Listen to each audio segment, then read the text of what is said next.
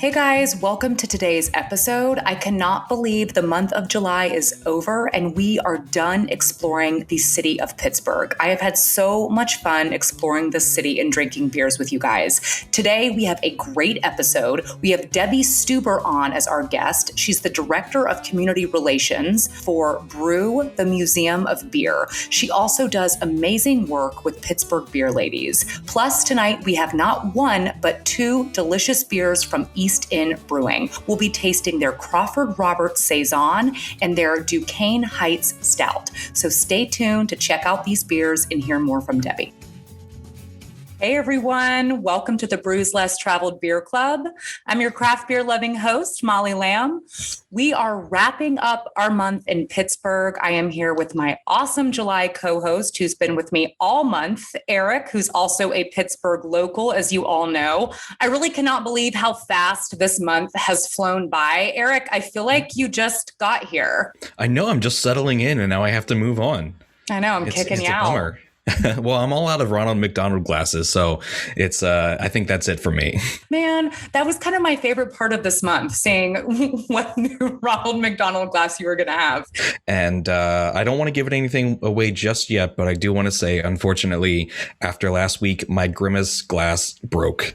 I was cleaning it right after, and it shattered in the sink. So the last Grimace glass was the Strange Roots beer. No, that's so sad. Yeah, I know. I wanted to talk real fast about something that we included in the box. We actually put in a Pittsburgh postcard and some pins. You either got a pickle pin or a Heinz ketchup pin. Heinz ketchup is is a huge deal here in Pittsburgh. I mean, we have Heinz Field where the Steelers play. We have Heinz Hall of Performing Arts. The headquarters is here. If you're a restaurant in Pittsburgh and you don't have Heinz in your restaurant, you're going to be shamed and your employees are going to get screamed at. It is a really big deal. And one of the reasons also pickle, we have a Picklesburg here, which is a really fun time. And a local brewery made a pickle beer not too long ago, which I had. It wasn't bad. I'm into pickles, so I was into it. Tonight we have a great guest named Debbie Stueber, who's a well-known woman in the craft beer scene in Pittsburgh through her work at Brew, the Museum of Beer, as well as the Pittsburgh Beer Ladies. Tonight we'll be drinking the Crawford-Heights Saison and the Duquesne-Heights Stout, both from East End Brewing. I don't know about you guys. I might be a little bit more interested in the stout. I'm normally not a stout drinker. I know you are, Molly, but this is a West Coast stout, and I think that's going to speak to me a little bit more. Yeah, we got two awesome beers tonight. I'm curious, what is a West Coast stout? I've never heard it referred to like that. What does that mean? I don't see that too often. I believe it's just more, it's going to be a little bit hoppier and maybe a little bit more bitter, a little bit more robust, I think, even though it is a little bit lower on the alcohol content as far as stouts go. But I'm not a big fan of sweet stouts. That's the thing with me in stouts. Sometimes I get them and they're a little bit too sweet. I like them a little bit bolder. So that's what I like there.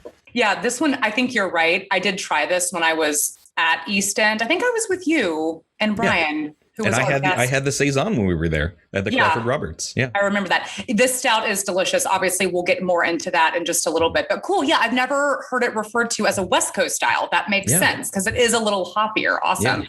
And I'm looking at this beautiful Pittsburgh postcard that was included in the beer boxes for all of our beer club members. It's so gorgeous. And I'm curious about this incline, the Duquesne incline, which I pronounced Duquesne last time. Yeah, sorry, everyone. Okay. I was trying to pronounce that word. It happens a lot. Have you been on that before, Eric? It looks so cool. So there's actually two different inclines. There's the Smithfield Street incline and the Duquesne incline, and they're practically right next to each other. I've been on the Smithfield a handful of times, never on the Duquesne. However, this week my car broke down and I was right at the bottom of it. So I watched it go up and down a handful of times and I thought maybe I should go on that sometime. Well, I was going to ask how your week was. I think you just kind of answered it. Other than that, my car got fixed right away. Yesterday, I brewed a blueberry braggot that's blipping away right now. I'm excited about. It was inspired by my cat who loves blueberries and he loves to eat grass. So I was sitting there watching him eat blueberries and grass, and I was like, "What if I made a grassy blueberry type thing?" So yeah, I'm very excited to see how that turns out. Now, Molly, it's your last week in New York. How's that going? Oh man, it's kind of a blur right now. Have you ever been in a time where it's like feels like it's going slow but fast all at once? Yeah. Still haven't walked the Brooklyn Bridge, but I walked the Williamsburg Bridge, which I've done a million times because that's the neighborhood that I live in. But yeah, it's been a really beautiful wind down here. I've had a bunch of times with friends going out to eat, just kind of hanging out. And it's really been a beautiful sort of farewell to the city. So I'm ready. I'm ready to move on to Tennessee. So yeah, August is going to be a big month. We're going to have a new beer city we're exploring here. I'm going to have a new co-host. I'm going to be in Tennessee. And it's funny, my co-host next month, I will not reveal his identity, his or her identity, but he actually lives in Brooklyn, this person. So it's kind of funny. I'm going to be reminiscing. Yeah. So some fun facts about Pittsburgh. There's I actually sort of want to give a shout out to this place. It's called Bicycle Heaven. It's the world's largest bike museum, and it's such a great hidden gem that we have here in Pittsburgh. It is free, although donations are encouraged, and it's one of those places you kind of walk in and you go, okay, this is neat, and then you go into another room, and it just sort of keeps going. They have one of the original bicycles, or rather mopeds, from the Pee Wee Herman movie. They have one of the original bikes from the Monkees that they all rode on, and they have a lot of just sort of 50s nostalgia memorabilia stuff. So it's a little bit, I don't want to say it's off the beaten path, but it's not something that gets talked about enough, in my opinion, and it's a really cool place to check out. We also have a cool thing here up in North Park, a little bit north of the city. We have a Gravity Hill that's kind of a little bit famous around here. And if you don't know, a Gravity Hill is where you basically go to this road, put your car in neutral, and it will appear as if your car is going uphill, just due to the road and the landscape around like that. It's you're actually going downhill, but it feels like you are going uphill. I don't even get what this means. Like, you put it in neutral and it just looks like the car's going uphill. Yeah. That blows my mind. But yeah, Pittsburgh's Beachview neighborhood is home to the steepest street in the United States and possibly the world, Canton Avenue. It's as steep as 37 degrees. Have you ever been on Canton Avenue, Eric? I was just on it on Sunday. It's not a place that I go to a lot. It's not like a main road, but it is. I mean, you feel like you're on a roller coaster when you're on it. It is incredibly steep. And we also have a street here called Rialto Street that is also extremely steep. And I believe every year there is a bicycle race up it. Not something for me, but I believe you can find the Rialto Street bike race. I don't even think I could walk up that. That's like San Francisco territory, just all the hills. Yeah, Pittsburgh was super hilly. I mean, but it's in Appalachia. It's the largest city in Appalachia. So you have all those hills and everything. But that's pretty cool. That's interesting. Yeah. That would be kind of scary to drive on too. Yeah. All right, Eric, are you ready to crack open a beer? I'm thinking let's start with the Saison, the Crawford-Roberts. Absolutely. Let's do it. And my guest tonight, the last one I have, is Mayor McCheese. This is my Mayor McCheese glass. So let's hang out with the mayor tonight. I love it. Beautiful clarity on this. Cheers, guys. Cheers, everyone. That's nice. I always like to drink lightest to darkest when I'm doing like a little bit of a tasting, which is not always about color. For example, a black lager may actually have a lighter body than, say, a pale ale, even though the colors would make you think differently. But this one is really nice. The Saison, this clocks in at 6.9% ABV, and they use lemon drop hops in here. I can taste that. Definitely. Lemon drops there's a reason that they're called lemon dropped. It is very lemony, in my opinion. Get a little bit of that spice too from the Saison yeast sort of on the back end. but just a really good sort of malt forward beer. Not even so much yeasty. It's very subtle, but it's definitely there. I get a lot of sort of notes of straw immediately from this. And growing up, we actually had we had like a horse at the house, not in the house, but my aunt kept some horses in our sort of barn garage area. And just I'm always flooded sort of with the smell of straw and hay and that sort of thing when I have a beer like this. This is delicious. Saisons, I'm kind of sensitive to. Something about the yeast can actually sometimes make my stomach hurt. I've had that issue with Saisons before. I don't know why. Like sometimes they're almost like a little too funky for me. This one is delicious. And it's like a little floral, a little spicy, but you really get that lemon. Right. Yeah, it's balanced across those three things. It's sometimes you have a Saison, like what you were saying, it sort of just really hits you with that yeast. Whereas this one is really balanced between all three of those. You get the lemon drop hops, you get the sort of straw and the malts, and you get just enough of that yeast to sort of satisfy. Nothing is shadowing one of the others there. So. Yeah, and it's got a nice finish. It's not too hoppy, so it's not too dry on the finish. Super refreshing. Yeah, definitely. So I did want to mention that Saison is actually French for season. It's a pale colored ale that is typically highly carbonated, fruity, spicy characteristics, and often it's bottle conditioned. It was historically brewed with lower alcohol levels, but modern productions of the style sort of have made it moderate to higher levels of alcohol. And generally it's classified as a farmhouse ale. Saisons are historically brewed in the cooler, less active months in farmhouses in French-speaking regions of Belgium, and then stored for drinking in these summer months just because of how light and fruity it is.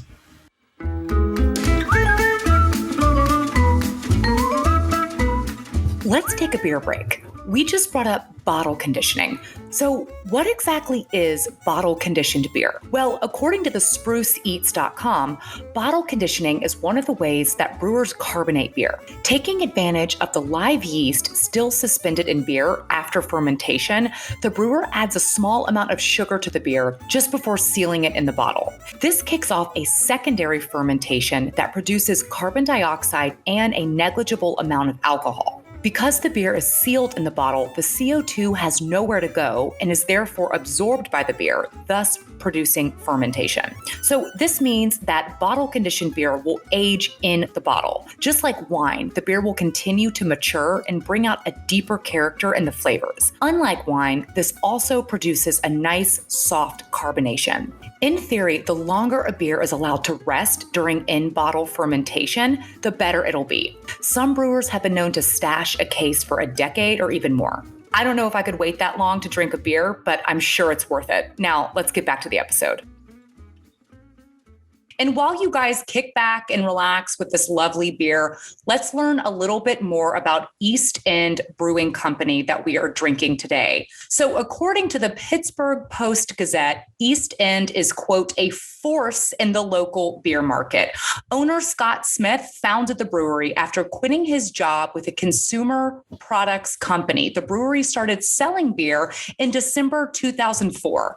The brewery was originally located in a 4,000 square foot location in the Homewood neighborhood of Pittsburgh's East End. That's right. They sort of got in really before the sort of craft beer storm really started here in the early 2000 teens-ish. In 2011, the company began to move to a 17,000 square foot building in the nearby neighborhood of Larimer and completed that move in November of 2012. In order to finance the move, they did something pretty unique. Smith sold $1,000 vouchers to customers and investors, which would have been redeemable for future beer, merchandise, special access to new brews, that sort of thing. The new location will also allow the production to basically double the amount of beer that they make, going from 2,500 barrels a year to about 5,000. And I wanted to mention real fast that they are currently on this sort of neighborhood of Pittsburgh kick. I've heard that Pittsburgh is really a city of neighborhoods. I think that we have like 97, although our guest might be able to sort of give me some more information about exactly how many we have. So the Crawford-Roberts is a small area that sort of right outside of downtown, and the Duquesne Heights is one that's actually very close to me, and really it's sort of in the Mount Washington area, which is also very close to downtown. So if you're wondering what these names are, they're different areas of Pittsburgh. I think that's so cool. Cities can really be so defined on their neighborhood. Brooklyn's the same way. It's like each neighborhood is completely different from the next. So I really loved that Pittsburgh did this, or that East End did this within Pittsburgh, and really kind of identifying the neighborhoods. And they have such different personalities, I'm imagining. And then each beer at East End really has their own personality too. I think that's really awesome. They did that. That's fun. Yeah, they do a good job with that. Didn't we take a tour of production there? We hung out there for a while because there was an orange carboy fermenting away. And you were like, I think we were just talking about it. And you're like, is that carrot juice? And the guy's like, it is carrot juice. Because they were experimenting with some carrot juice. I don't even know exactly for what. But yeah, because you nailed it. You looked at that and you're like, that's carrot juice. I'm so healthy when I'm not guzzling beer. Well, I don't even remember saying that. Yikes. I think that was my 4th brewery that day. We only went to 2 more after that. I wonder, I know. Yeah, me and you hit up 2 more after that. That's true. Yikes. I wonder what they used the carrot juice for. That's interesting. I could see that being good in like a Helles lager or something. Like a little sweet if they were adding that. Interesting. I could see that in a Saison too.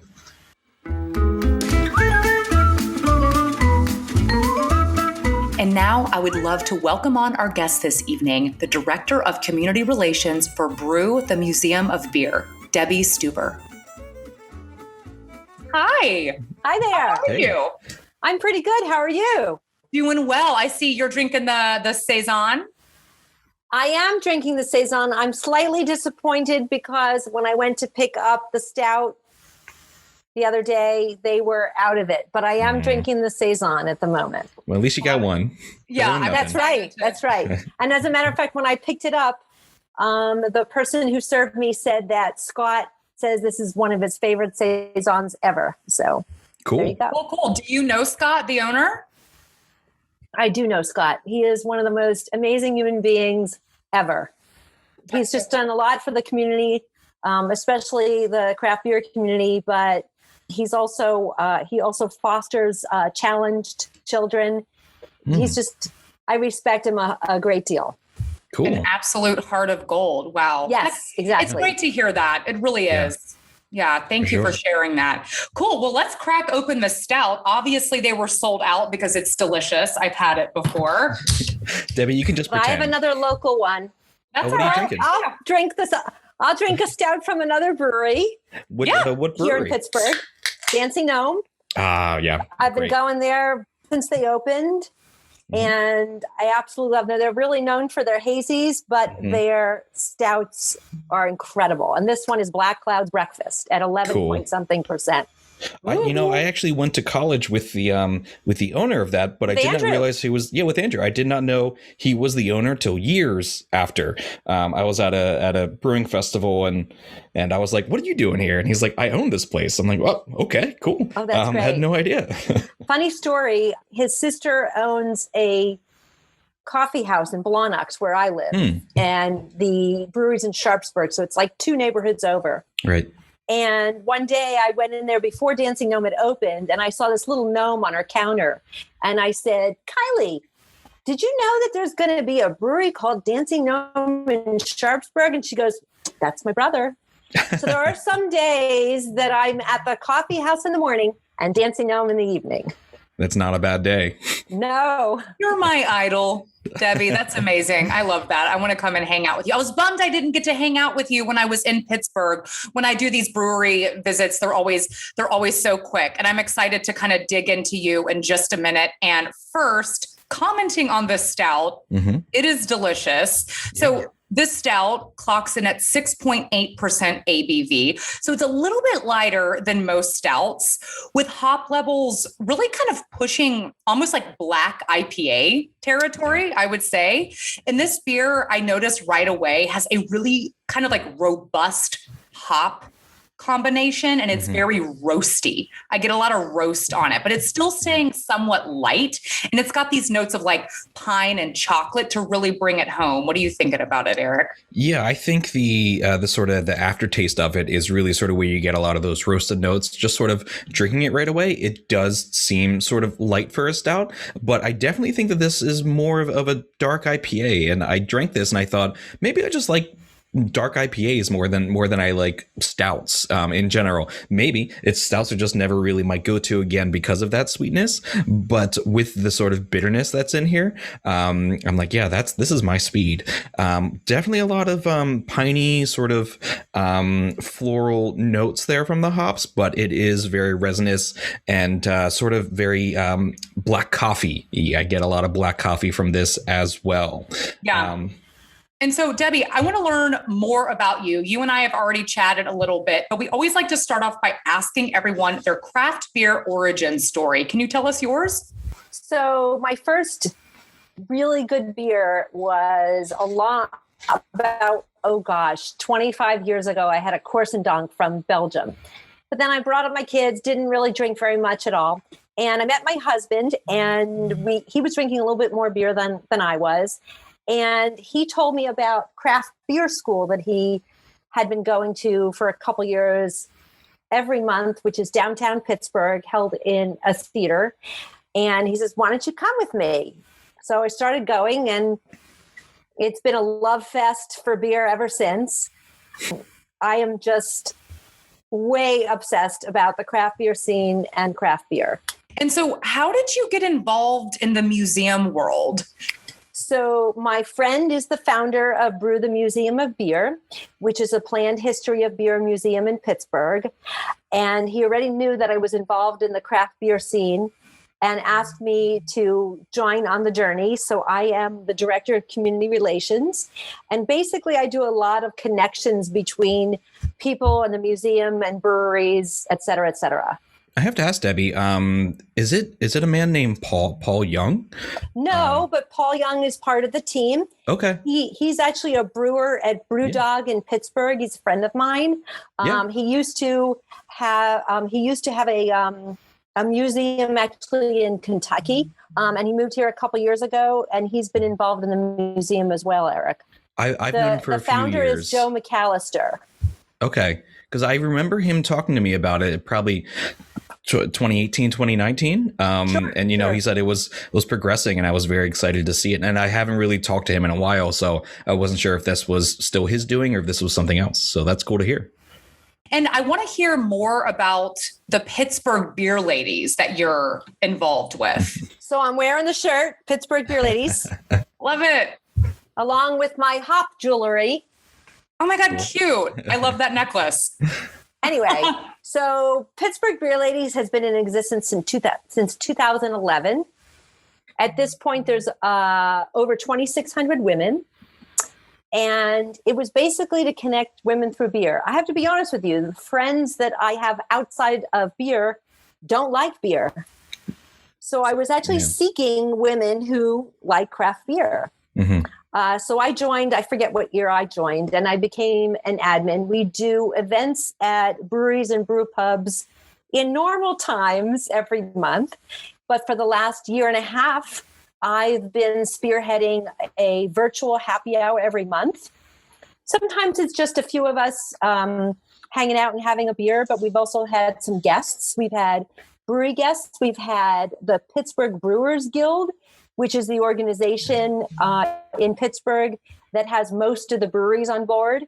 Mm-hmm. And we've had, we actually did some social justice events as well. Cool. We've kept active even though we haven't been in person. We had one event since we have been able to, and haven't had too many since then. The other thing that we do is women post what they're drinking, or they may say, I'm here, is anybody else here? We really want an app. If anybody out there wants to make an app for Pittsburgh Beer Ladies, because, we'll check in, on Facebook, and then, like an hour later, oh, it's just there. We also post articles related to the craft beer industry, whether it's Pittsburgh or not. And it's a really awesome group, and I've made some really great friends. I have a few. I think it's so great to have a community. I think that's one thing that's awesome about the craft beer industry. I'm a member of a few like women in craft beer networks on Facebook, and I have connected with so many women. I mean, that's how I found this job. My boss, Julie, who is my June co-host, I connected with her on there. And I met her through Pittsburgh Beer Ladies. Yes, I know. It's so great. It's a really wonderful community. I think it's great, especially to empower women in a very male-dominated field. I think it's wonderful to kind of give us a voice, give us a platform and a community. I'm all for it. I think that's great. And yeah, like I mentioned, I'm moving to Tennessee, and they have like a Tennessee chapter. And there's one woman who, she lives in Chattanooga. She's originally from Atlanta, where I'm from, and she's opening a brewery with her husband. And I used to work in the live music industry and book live music. She's like, maybe you can book some bands for us. I was like, oh my God, this is great. So, I mean, the power of social media and the power of putting yourself out there. And I think that's so great. I love that you guys do happy hours. How do people find it? Is it just that they have to be in Pittsburgh to join? Actually, you don't have to be in Pittsburgh to join, but you have to spend a good amount of time here. I've also seen some women who are like visiting and want to know, where to go, et cetera. So we post our events on Facebook. We try to post them on Instagram, but we're not as active on Instagram. And it's typically small groups. And to be honest with you, we don't have really big breweries. They're smaller breweries. Mm-hmm. So it's not like we could accommodate 50 to 100 women anyway. And honestly, a smaller group is better because then you can connect with more people. Yeah. Yeah. It seems like it's a really good resource to not only drink, but to make some friends. And I know the best way to do that is sort of just have a group of 5 people, something like that, instead of, hey, there's 30 of us here and we're going to come and we're going to tear down your brewery that has 4 tables in it, So that seems like a really good way to get out and meet some new people while learning about some beers. That's awesome. And we also do a yearly fundraiser. I'm trying to remember. Last year, I think we did Backpack for Hunger. After the Tree of Life massacre, we did one. So we try to make a difference. It's really an awesome group. But I have to say that it's not just Pittsburgh Beer Ladies that I make these connections. So many of these breweries are what I call my third places, which I think a lot of people know what third place means. There's work, home, and then there's the third place. Sometimes people think of the corner bar. I think of the brewery. And there's so many that I go to and I bump into people that I already know. But my husband and I have made so many good friends. And it's this comfort level. You walk into a brewery and you're going to see somebody that you already know. And I have no problem whatsoever if I went to a brewery by myself and sat at the bar. Yeah, same. I'll probably run into you at one of them here in the near future, I'm sure. I'm surprised we haven't, Eric. I know, right? That's crazy. You've probably sat next to each other and didn't know. But didn't even know. I totally agree. It's like, it's why I keep going back to the show Cheers. I know it's not a brewery, it's a bar, but same concept, going somewhere where everyone knows your name. And beer really is this kind of link, because when you're going to a brewery, it really is just beer. I mean, sometimes they have wine and maybe a few other things just to kind of like accommodate that one random friend you invited that hates beer. Like we all have that one friend. But, I think when you go to a brewery, you're going to be amongst people where you share definitely this common interest, and you're going to see the same people if it's your favorite brewery. I love that. I think that's so cool. Yeah. Beer brings people together. It's so true. It's been such a significant part of my life. Absolutely. And what is kind of like your favorite part of the industry? Is it just the unity of it? It's the camaraderie, but it's also the connection between the breweries. I'm sure it's not unique to Pittsburgh, but the friendly competition and I can't find these hops and somebody jumps right on it and gives you some. I mean, it's incredible how they all get along. And I don't know of that in any other industry. Mm-hmm. I haven't heard about it from any other industry. So I would say it's definitely the social connection and the fact that these brewers are all friends. I mean, we go to one of my personal favorites besides Dancing Gnome is a brewery called Old Thunder in my neighborhood called Blawnox. And who's at the bar? Andrew from Dancing Gnome. Recently, The Incline, which is a local website, publication, something like that, they put out a Pittsburgh brewery bracket that, like, right out of the gate I sort of had some problems with, just because I felt like Pittsburgh, the breweries here, there is a lot of camaraderie, and I don't like the idea of necessarily pitting them against each other, especially, they sort of seem to hit random, and they were huge guys versus, small guys that are just getting established that might be 35 minutes outside the city, that sort of thing. And I didn't like that. I don't know. Did you see that at all? Do you have any thoughts about that? I did see the brewery bracket. I got to be honest, Eric. I looked at it and I'm like, I didn't pay much attention to it because I felt the same way you did. I didn't pay. Well, it was my friends that were like, kept being like, "Hey, are you going to vote for this one?" I'm like, No, I'm not going to vote for any of them. Like, I don't like this idea.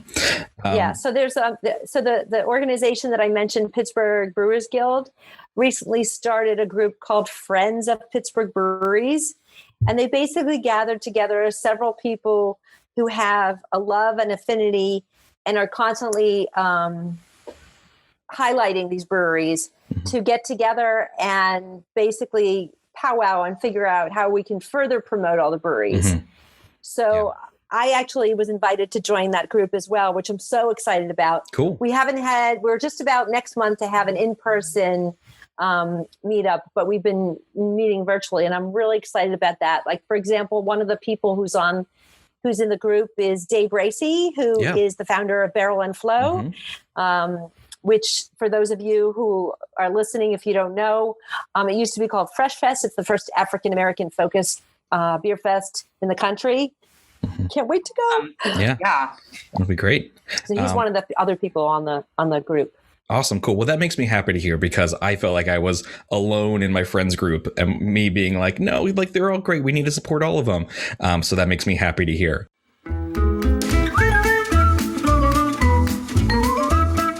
Let's take a spotlight break. We wanted to take a moment to highlight Barrel and Flow. As Debbie just mentioned, this is one of the nation's first Black-focused beer fest. There's also tons of music, visual art, and culinary art at this festival as well. It's going to take place September 10th through the 12th at Southside Works in Pittsburgh. Visit barrelandflow.com to learn more. Well, let's talk a little bit more about the museum, about Brew, the Museum of Beer. Can you tell us a little bit about what that's going to be like, and answer the question that I'm sure everyone's going to ask you a lot? Will there be beer? Yes, of course there will be beer. We have an over 250-year history of brewing in Pittsburgh.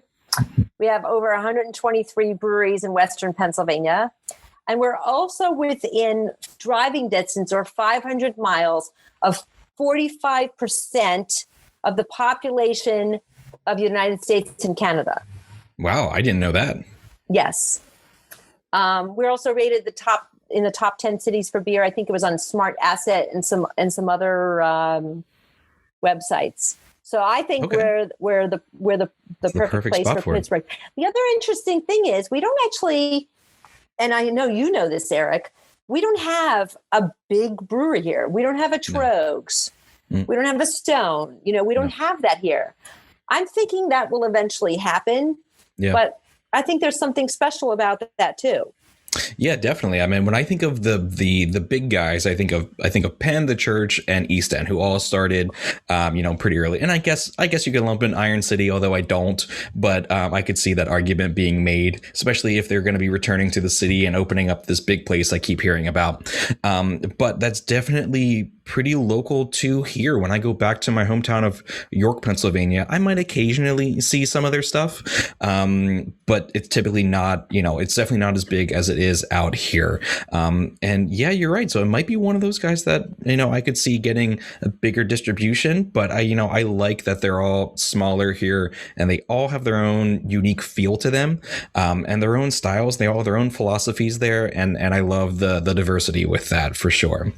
Could you just remind me about your actual role in the museum? Is the community director of community relations. Okay. So in 2016, when we had a launch of our fundraiser, we were present at a lot of the beer fests. So it was mostly exposing the people, the craft beer lovers of Pittsburgh, to the fact that we're going to have a history of beer museum. And since I know a lot of people in the local craft beer industry, I make connections between them. Yeah. Okay, cool. That makes sense. I see on your website, it says that there's going to be different activities. What sort of activities and things, once you open, what are people in store for? So I think there's going to be a lot of interactive exhibits. For example, on the website itself, there's a Pennsylvania history of beer exhibit that you can take a beer quiz. It's actually a lot of fun. There's, like I said earlier, there's so much history. We also had some virtual events throughout the pandemic and interviewed different people. It's definitely going to be interactive, though. Just out of curiosity, where is it going to be located in the city? Somewhere in Allegheny County. No, it's going to be somewhere in Pittsburgh. It's going to be somewhere in Pittsburgh proper. Mm-hmm. I'm also not privy to where it's going to be, but it makes sense to be in an area where tourists are.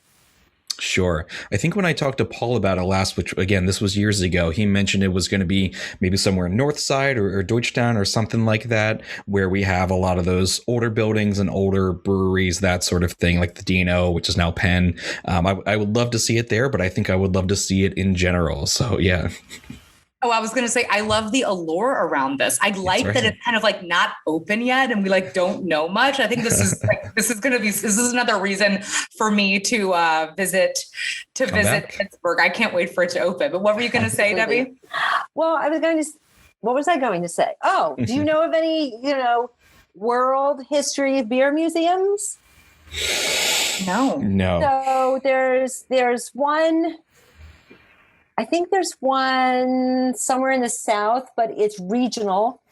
I think there might be one in Chicago. I can't recall, but whatever exists now is regional. I mean, the history of beer goes back 10,000 years. Yeah. And by the way, Molly, if you didn't know it, which I'm sure you did, we were the first brewers because Eric and all the other guys were hunting. Yes, women are truly the original beer makers. Mm-hmm. Yeah. That lasted for, a long time. I think even still, not even 100 years ago, that was sort of designated to women in some parts of the world. Stay at home, make the beer. I know. I think it's really cool. I know. I want to talk about that on one of the live streams. Do you ever homebrew, Debbie? I have never homebrewed. I think I put some bottle caps on my husband's homebrew once, and he hasn't homebrewed recently. I have to be honest. There's so much beer within 10 miles of us. I'd rather drink at a brewery and support local. Mm-hmm. Honestly, I agree. I've homebrewed a few times. I think I've done it 3 or 4 times. I can't seem to get it right. There's a certain finesse. Everyone's like, oh yeah, home brewing's so easy. If you can make bread, you can. I'm like, that is patronizing. It is not that easy. Like there is definitely a grace to it. I haven't been able to make anything super good. And I agree. I'm kind of like, I don't really want to spend my day off doing that. I don't like having hobbies. I don't want to, I'm the kind of person, my careers are always my passion. Like I was a skincare esthetician. That was a huge passion. I made that my career.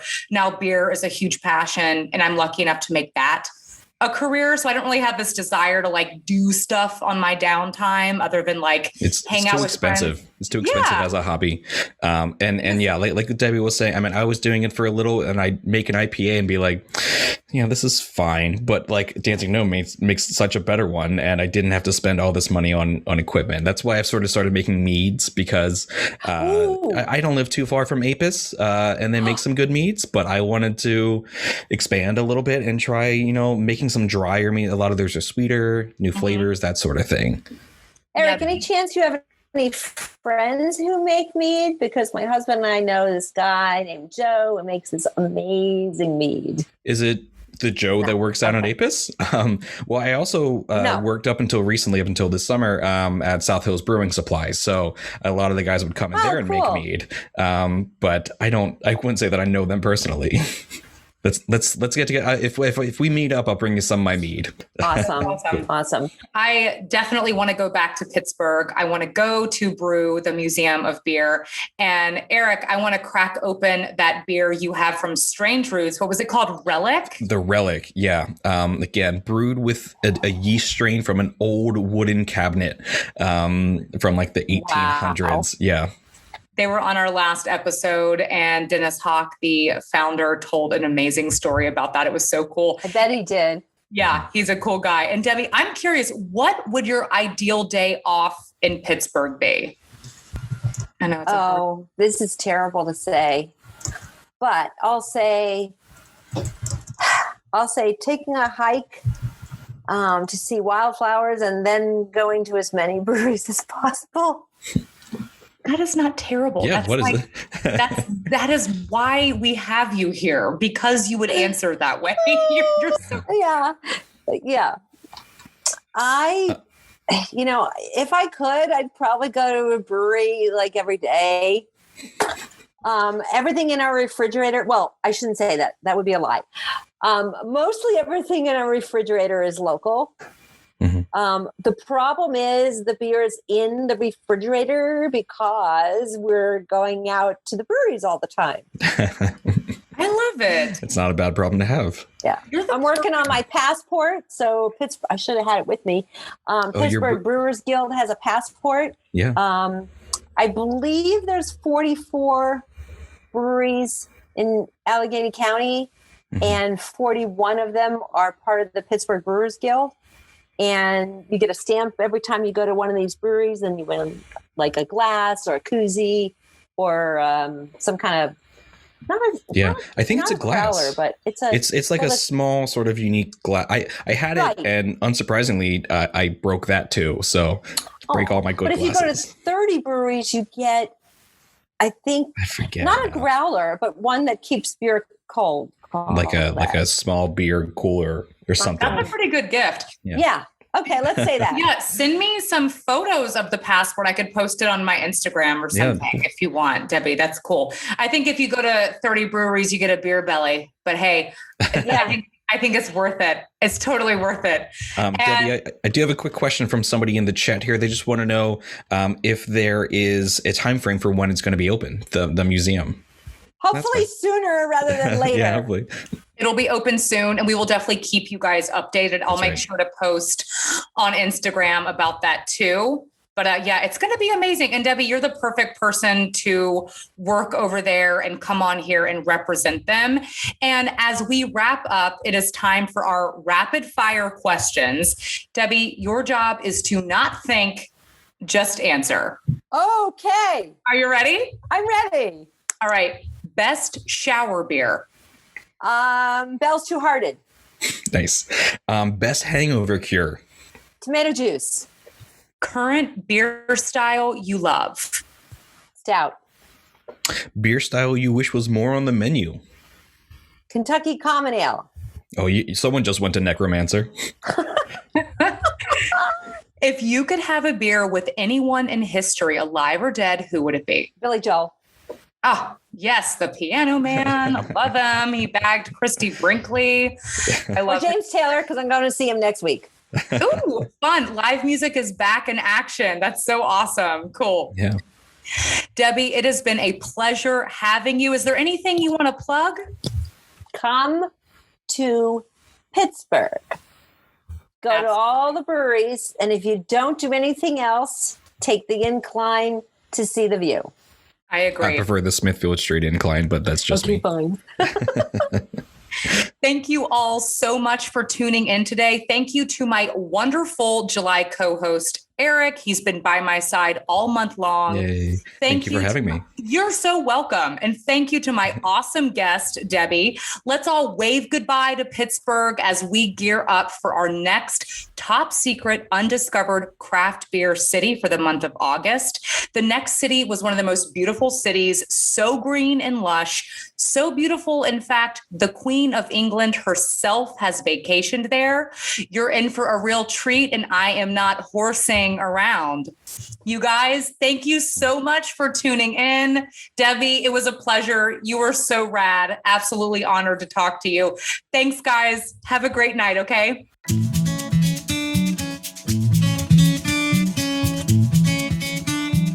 Thank you all so much for tuning in. It's always a blast having a beer with you. Don't forget to sign up for the Brews Less Traveled Beer Club, and this way you'll get the beers I've been drinking delivered right to your doorstep, plus exclusive access to our weekly live streams. You can also follow Brewvana on Instagram and me as well at Molly_Brews Less Traveled. I always love hearing from you guys, especially if it's a beer recommendation. So keep the messages coming. Cheers.